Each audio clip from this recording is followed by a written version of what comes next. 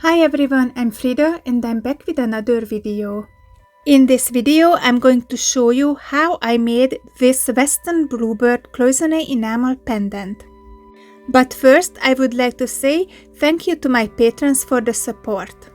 I decided to make an oval pendant and I started with cutting out the shape. The next step was doming it to prevent warping. When I was happy with it, I sifted the back with black counter enamel. I fired and pickled it off camera, and after that I went ahead and sifted the front with clear fuse for copper. I fired it with my torch. Until this step I was working with my torch, but after this I'm going to switch to my kiln. I put the base aside and I didn't want to switch on my kiln yet, so everything I could do without it, I did first. I continued with folding the design out of cloisonne wires. I've chosen fine silver wires for this project. I live in southern Arizona and the diversity of birds is amazing here. There are so many types of birds and we live in nature, so I see them every day. This is why I've chosen a bird today, and I've chosen the Western Bluebird. Actually, I don't remember seeing this exact bird here, but they're supposed to live here, and I looked up some pictures and I really love the coloring of this bird, the blue, the pink and the white, and I thought it's going to be a perfect project for Cloisonne Enamel. I drew my design and I thought I'm going to include some flowers for more details. It's a pretty small pendant, so I couldn't add as many details to the bird as I wanted to, but I'm thinking that next time maybe I'm going to make a picture and I can add more details there to my design. And I would like to ask you, what do you think? Would it be a good idea to make a Cloisonne enamel picture? Cloisonne wires are flat wires and they stand on their edges, and I'm using pliers and tweezers to fold them. I put the wires on a tape to secure them until I'm ready to put them on the surface of my pendant. When I was done, I put it aside and I got back to work on the base. The base is copper, but I really wanted the shine from the silver, so I decided to cover the surface with silver foil.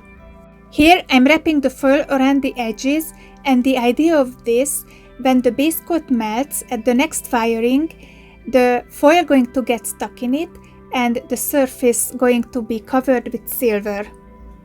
After it cooled off, I sifted the surface with clear for silver. I fired it in my kiln off camera. I waited it to cool off and I grabbed my tweezer and placed the cloisonne wires on the surface of the pendant.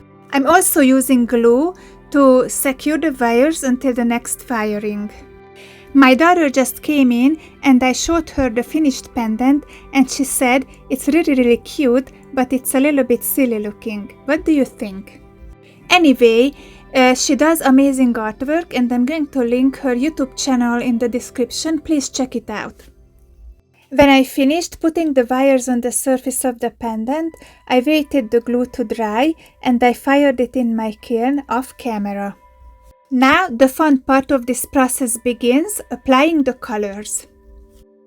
I'm using enamel for wet packing and I'm always washing the enamels thoroughly before applying them. This step is necessary to achieve the highest transparency.